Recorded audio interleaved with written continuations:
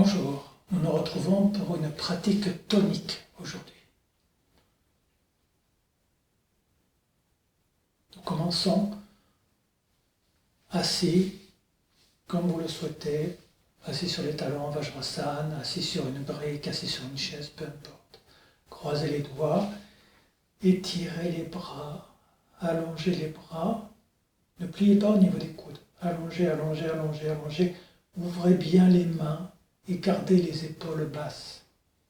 Puis, respirez profondément.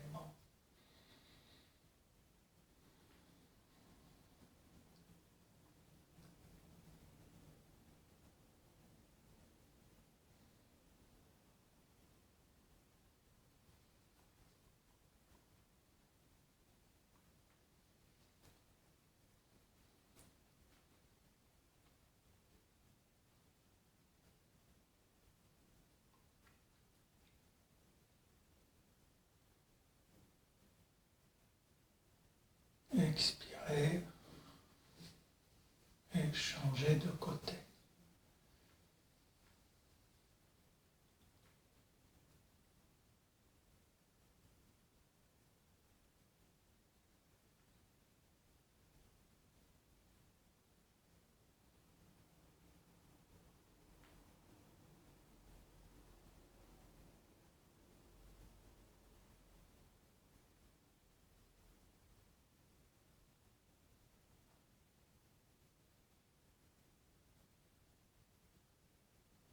Expirez. Placez-vous en Vajrasana. Genoux joints, orteils joints.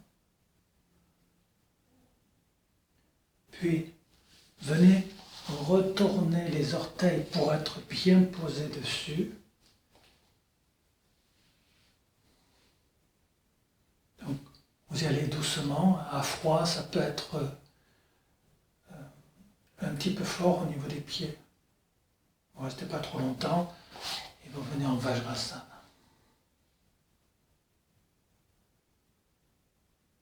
Puis on recommence. Posez bien les orteils à plat sur le sol.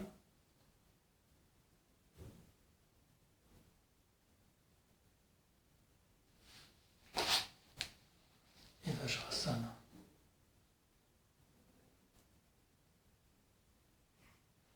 Encore une fois.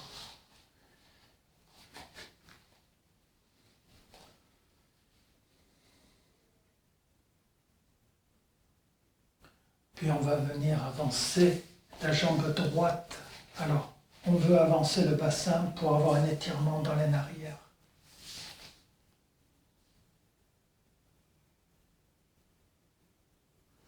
Donc, progressivement, vous avez la cuisse et le psoas qui s'étire, quadriceps, psoas. On avance tranquillement. Tant que vous ne sentez rien, vous avancez le bassin.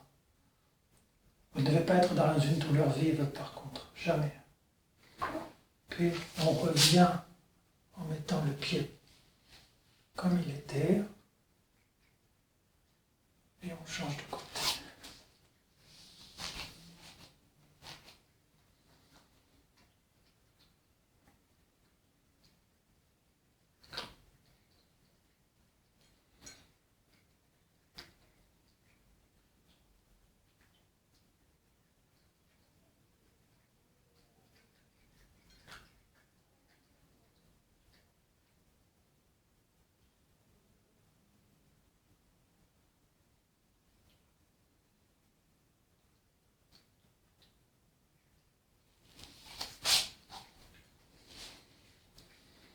Voilà, et on recommence.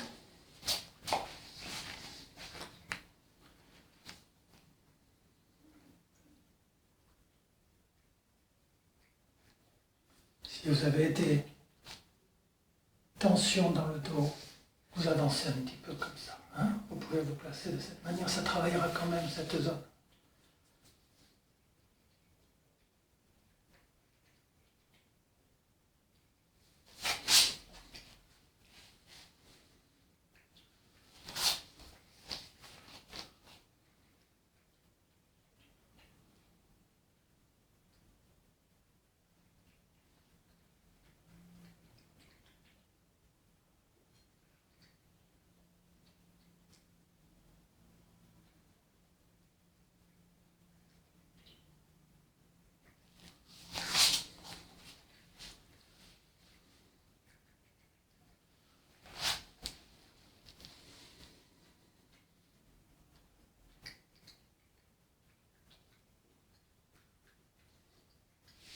Ensuite, vous venez debout.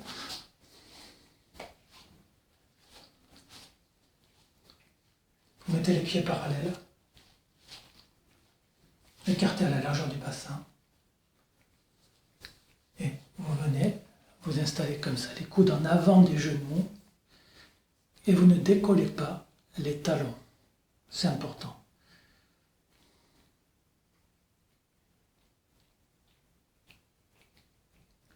Alors si vraiment vous tombez à la renverse, ça ne marche pas, vous mettez un livre, quelque chose de pas très épais, 1 ou 2 centimètres sous le talon, le plus fin possible, de manière à pouvoir pratiquer ça, jusqu'à ce que un jour vous arriviez à poser les talons au sol. Donc, vous pouvez faire ça 2 ou 3 fois. Hein. Voilà, les pieds parallèles, et on s'installe. Les coudes en avant des genoux, hein, ce qui permet de ne pas basculer en arrière.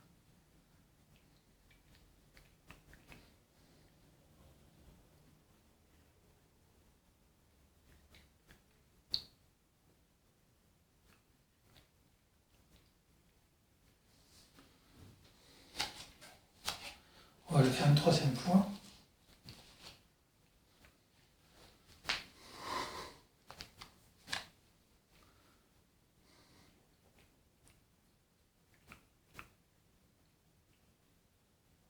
Et vous venez vous asseoir.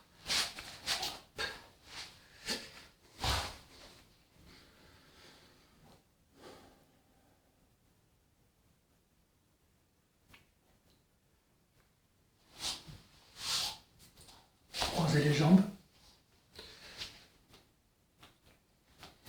Et à partir de là, hop, vous venez vous mettre debout. Vous avez toujours les pieds croisés. Vous venez vous asseoir sans tomber.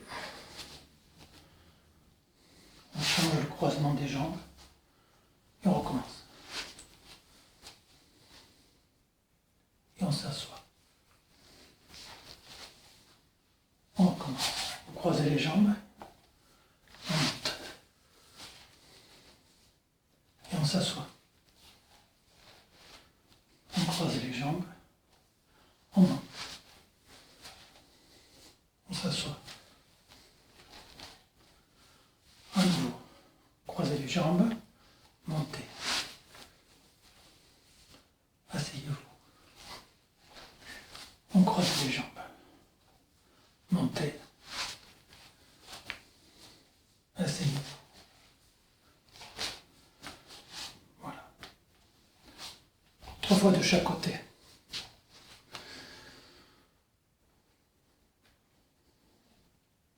Venez vous asseoir. Vous pouvez aussi rester debout si vous le souhaitez. Nous allons travailler au niveau des épaules. Alors, quand vous voulez monter un bras, vous tournez le bras depuis l'intérieur de l'épaule. Et l'épaule ne se soulève pas quand vous montez le bras. Donc, voyez jusqu'à où vous pouvez amener le bras sans soulever l'épaule. On sent qu'à un moment donné, il y a un petit soulèvement là. Essayez d'arriver à la limite comme ça. Et vous faites un bras après l'autre. Donc, vous allongez le bras, vous tournez depuis l'intérieur de l'épaule et faites monter en gardant l'épaule basse.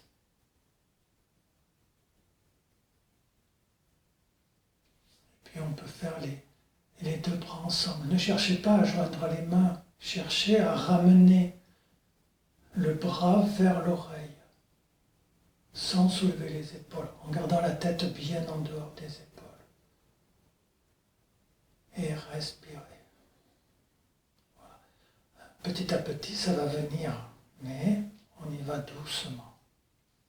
Essayez de sentir les choses. On commence, tournez bien depuis l'intérieur des épaules, les bras sont allongés, et c'est le segment bras que l'on cherche à monter, les bras bien étirés.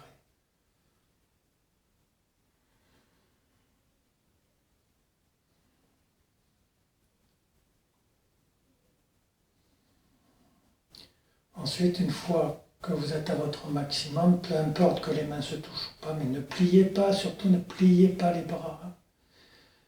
vous ramenez les bras vers l'arrière. Ok? Bon.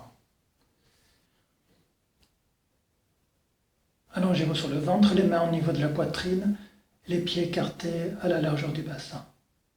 Adho Mukha Svanasana.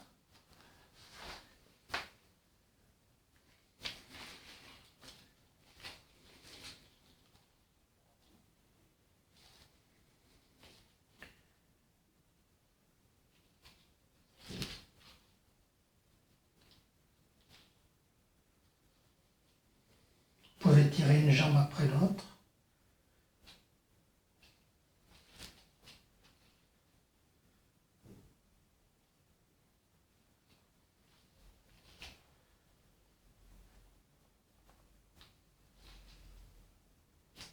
Et les deux jambes ensemble.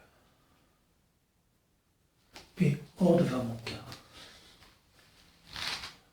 Jambes tendues, allongez les pieds, roulez les épaules et montez le dos. Adho Mukha.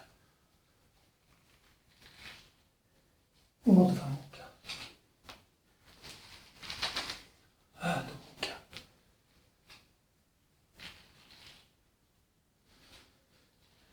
Urdhva Mukha. Adho Mukha. Urdhva Mukha. Adho Mukha.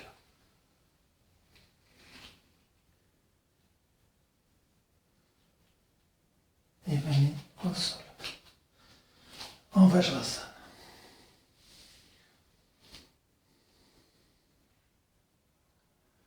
Chaturanga Dandasana. Vous vous installez en Adho Mukha Svanasana et vous descendez comme ça.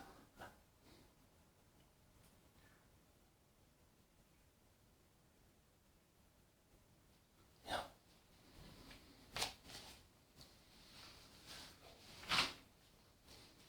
Pour cette posture, vous avez les mains ici et les mains et les bras sont comme des ressorts, des amortisseurs. Si vous avez du mal à faire cette posture, vous prenez votre distance d'Adho Mukha Svanasana, vous posez les genoux au sol, et ici, plutôt que de descendre lentement, ce qui fait travailler les muscles et peut-être vous manquer de force dans les épaules, vous allez chercher à venir rapide comme ça. Et vous repoussez. Comme des amortisseurs qui vous retiennent. Et vous remontez. Faites ça plusieurs fois. Comme ça, comme des amortisseurs. Les coudes sont très serrés. Si vous écartez les coudes, c'est impossible. C'est très très dur. Et quand vous aurez un peu plus de facilité, c'est pareil. À partir d'Adho Mukha, vous venez dans la planche, le guetteur, et vous descendez comme ça. Là, voilà. En serrant les coudes. Puis, vous remontez. Vous vous replacez en Adho Mukha et vous venez dans la posture. On monte. Adho Mukha et on revient. Les jambes étirées. Alors, dans cette posture, les cuisses pressent vers le plafond, les fesses vers les talons. On maintient, si possible, le périnée transverse activé, au mieux. Et les coudes très serrés. Si vous écartez les coudes, c'est pas possible. Vous perdez toute votre énergie. Vous n'avez plus de force dans les bras.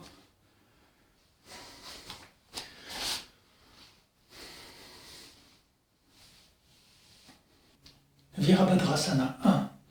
Pour Virabhadrasana 1, vous pouvez utiliser des supports pour mettre sous les pieds, sous les talons en particulier. Et éventuellement une brique si vous en avez à la maison. Et alors, vous mettez vos blocs comme ça, vos épaisseurs. Alors par exemple, un livre, j'ai mis des élastiques autour, ça fait un peu antidérapant. Je pense que le livre va moins bouger avec ça.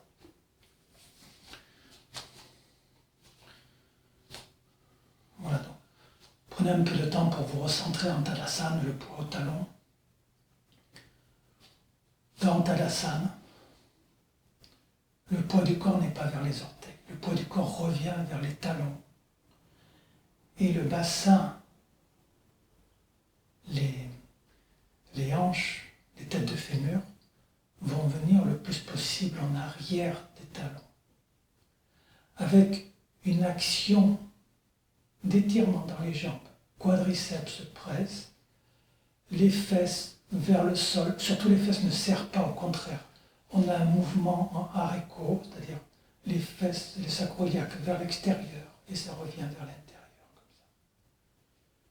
ça. Le ventre tranquille, on allonge le dos, on roule les épaules, et on va placer les bras le long du corps, paume des mains face aux cuisses, le regard à l'horizontale. On imagine que l'on a une charge sur le sommet du crâne, sur le point de Shirshasana, et on érige le corps. Voilà. Vous pouvez vous installer comme ça entre deux postures. Pour Virabhadrasana 1, vous prenez un écart sans sauter, c'est un grand écart. Et puis, vous allez venir poser, alors, pour certains, le talon est au sol, et s'il n'est pas au sol, il vous faudra un petit support sur le talon. Le pied arrière est à 60 degrés, le pied avant tourne à 90 degrés. Et la première chose que l'on recherche, c'est tourner le bassin face à l'avant du tapis. À partir de là, pressez les quadriceps, vous absorbez la base de la fesse est descendante, elle s'absorbe à l'intérieur. On allonge bien l'arrière de la jambe en pressant le talon et on va relâcher les trois articulations de la jambe avant pour faire descendre. Et on continue à tourner le bassin face à l'avant du tapis. Donc ne cherchez pas à descendre trop dès le départ. Restez dans votre jambe arrière le temps que le corps se prépare pour cette posture.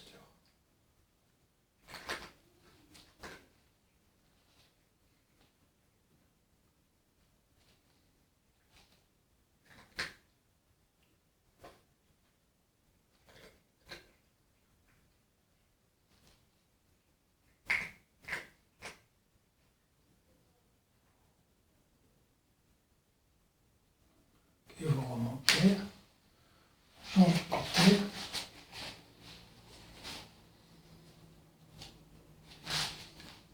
Donc pied arrière 60 degrés, pied avant tourne à 90 degrés et on tourne le bassin. On presse les quadriceps, on absorbe la base de la fesse, on allonge dans l'aine. Vous devez avoir un étirement dans l'aine quand vous allez dans cette posture. Continuez à tourner le bassin en descendant.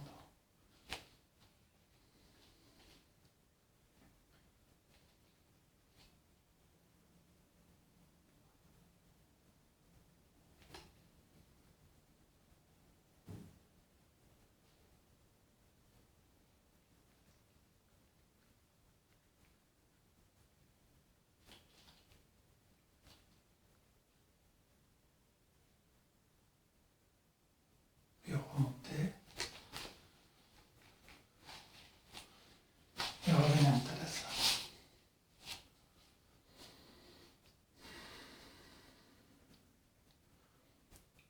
Si vous avez du mal à pratiquer cette posture, vous pouvez le faire avec une chaise, un tabouret, ce que vous avez sous la main. Et vous venez vous installer. Pour les grands, il faudra peut-être remonter un peu le support, avec des supports, et travailler sur la jambe arrière, l'allongement de la jambe arrière, la pression des quadriceps. On absorbe la base de la fesse. On cherche cet allongement dans l'aine et on tourne le bassin face à l'avant du tapis. Activez votre jambe arrière, concentrez-vous sur la jambe arrière.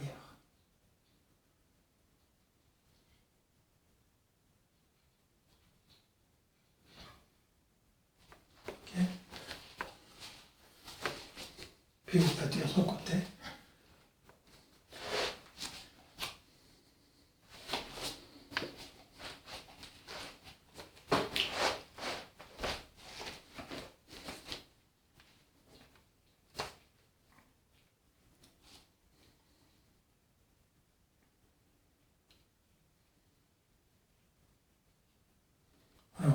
Si vous avez une chaise traditionnelle, vous essayez de vous tenir comme vous pouvez. Hein. Vous avez le dossier sur le côté peut-être.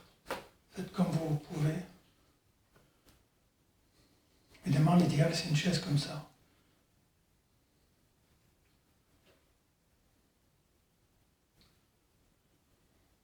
Si vous manquez de points d'ancrage avec les mains, vous allez pratiquer contre un mur. Donc vous avancez jusqu'à voir le pied, les orteils contre le mur. Et vous mettrez les mains contre le mur comme ça. Ce qui vous donnera un ancrage pour rétablir, hein, pour avoir cet appui-là, pour rétablir le dos. Vous pouvez le faire près d'un mur, les mains contre le mur.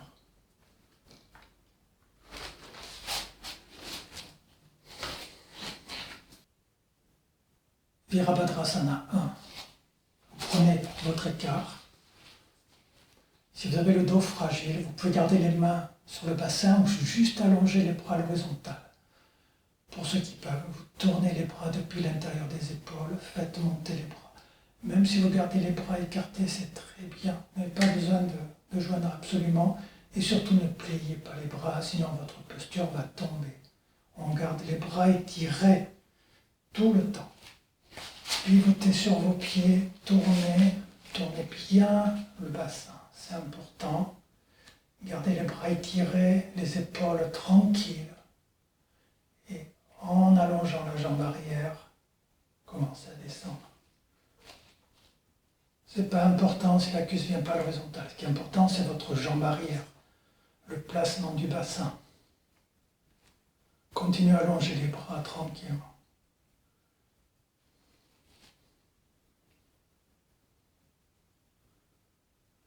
Très tranquillement, allez regarder dans la direction des mains.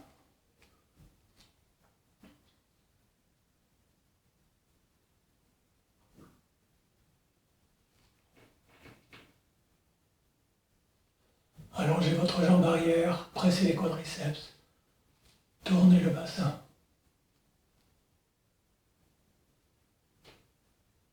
Puis inspirez. On descend.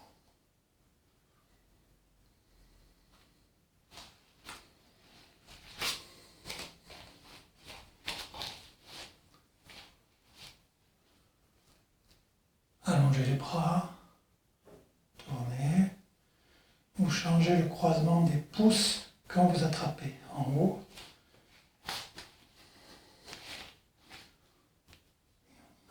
Tournez le bassin en allongeant la jambe arrière.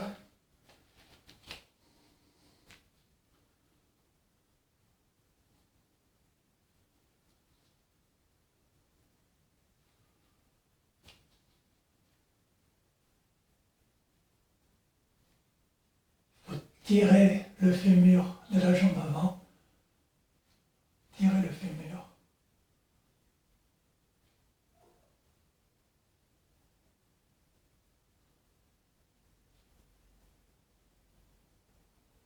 Et remontez. Et vous revenez en Uttanasana. Respirez tranquillement. Virabhadrasana 3. Pour Virabhadrasana 3, vous reprenez Virabhadrasana 1. Grand écart. Les bras étirés. Vous montez les bras. Tournez. Et allez dans votre posture.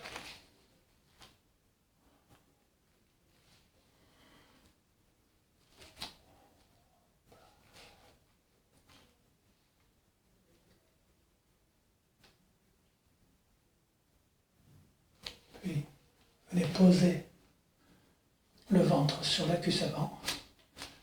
Et vous venez monter.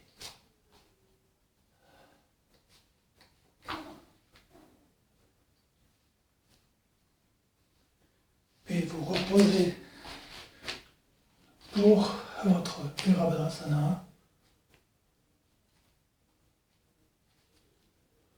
Et remontez.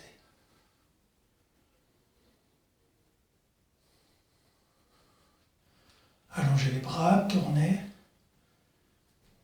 Pivotez montez pour aller dans le Virabhadrasana.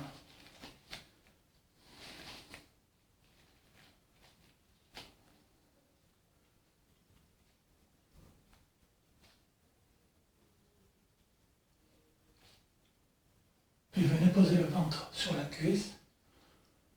Allongez bien la jambe arrière.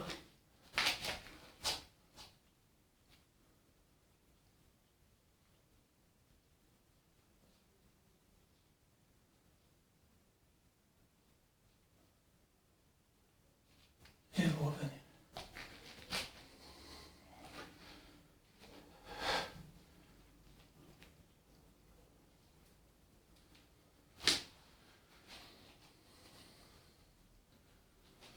Et revenez en Tadasana.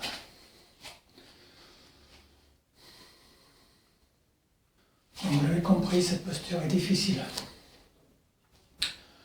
Alors on va essayer de l'aborder plus facilement. Gardez les mains sur le bassin. Vous prenez l'installation du Virabhadrasana dans les jambes en tournant le bassin. Puis, vous venez poser les mains. Il faut que la chaise soit assez loin. Vous venez poser les mains comme ça. Et vous allez faire une translation du centre de gravité. Le centre de gravité par là. Vous allez l'amener sur ce pied. Là, comme ça. Et puis vous allez monter cette jambe en poussant le talon. Là. Vous vous posez sur la chaise. Montez la jambe arrière. Montez, montez. Là.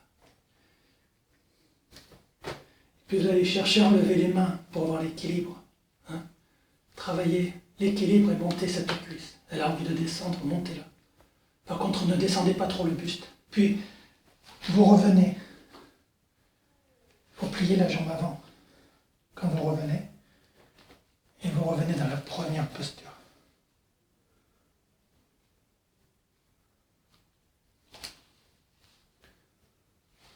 Changez la chaise de côté. Donc, on reprend main sur le bassin. On tourne. On va dans la première phase. Puis, vous amenez le ventre sur la cuisse. Vous déplacez le centre de gravité. Vous montez bien la jambe arrière. C'est la cuisse qui monte. Le bassin horizontal.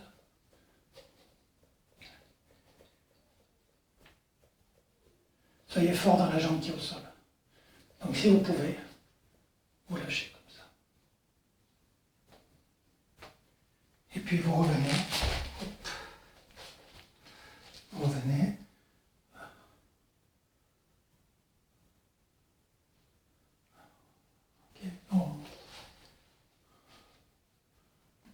Virabhadrasana 3.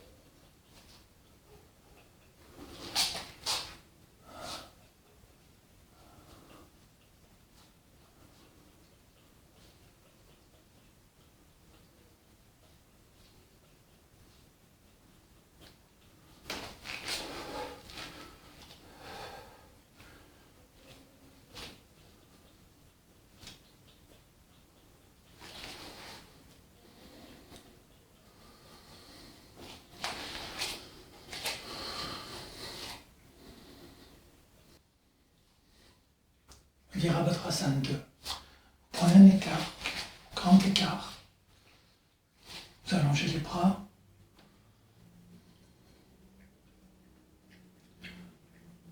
Tournez jambe droite, pied gauche à l'intérieur. Dans cette posture, vous gardez la jambe arrière très étirée en pressant le talon externe dans le sol. Et vous relâchez les 3 articulations de la jambe avant pour faire descendre avec cette cuisse qui va rouler vers l'extérieur. Et ici, on cherche une ouverture. Donc on a un allongement de l'aine, depuis l'aine interne vers le genou interne, qui est ramené en arrière vers la fesse. La base de la fesse droite s'absorbe. Le buste vertical ne penche pas. Et vous regardez dans la direction de la main droite.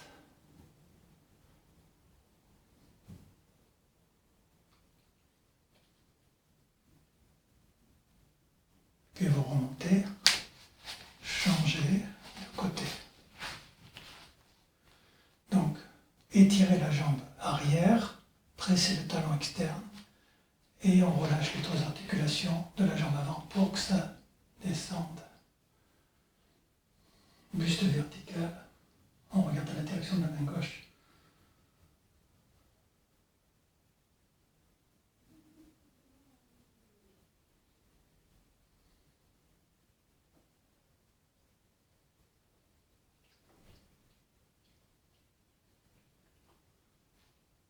Et vous remontez, faites ça 2 ou 3 fois.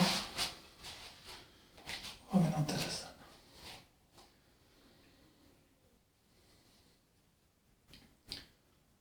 Quelques détails en Virabhadrasana 2. Quand vous vous installez, donc tournez bien cette jambe droite. Votre genou doit rester aligné avec le milieu du pied, le milieu de la cuisse.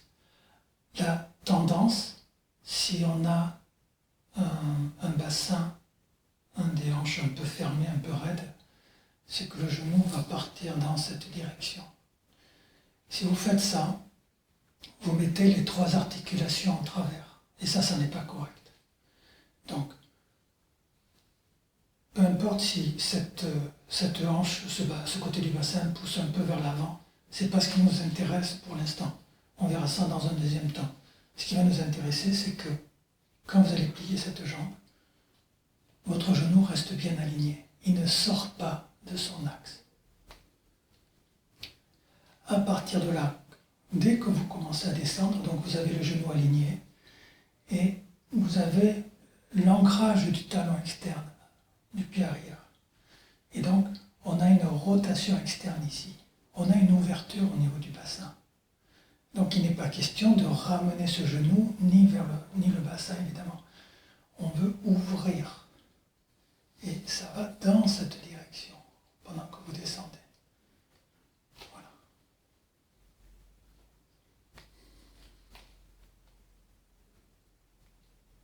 Et là, vous avez une ouverture de bassin. On le sent très bien dans les actions.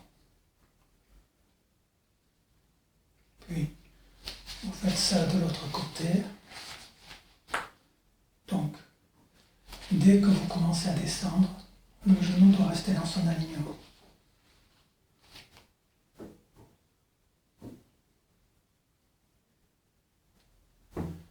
Allez-y tranquillement, faites descendre petit à petit en conscience. On a un allongement de la cuisse interne. La cuisse externe est ramenée vers la fesse. On presse le tranchant externe du pied. On presse le talon externe.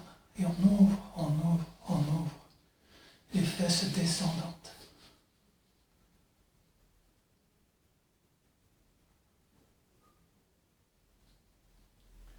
Tirez le fémur de la jambe avant.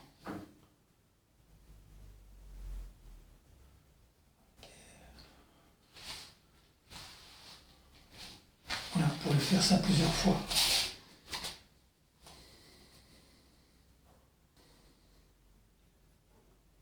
Pour terminer cette séance, je vous propose Supta Baddha Konasana.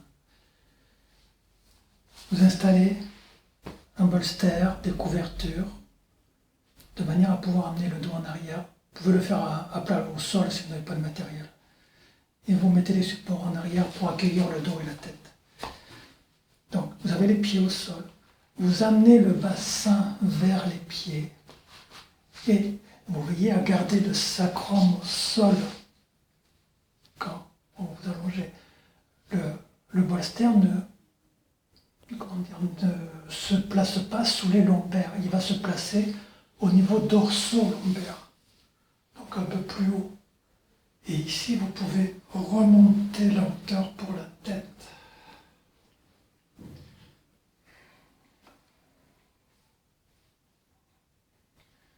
Ceux qui ont besoin, mettez des supports sous les cuisses pour retenir la descente si vous avez des douleurs dans les adducteurs.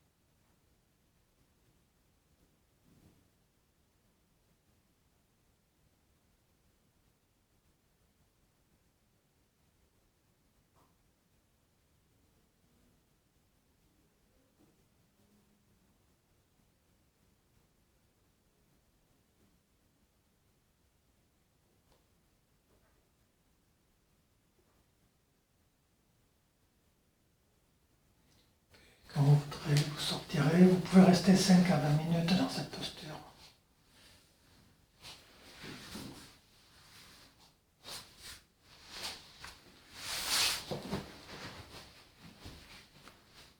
Faites-vous un support pour vous asseoir.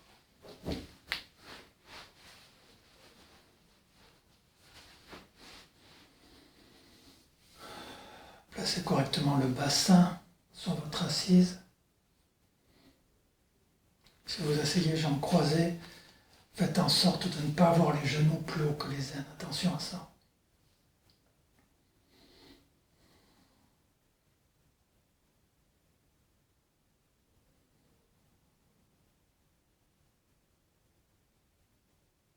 Namasté. Bonne pratique et à très bientôt.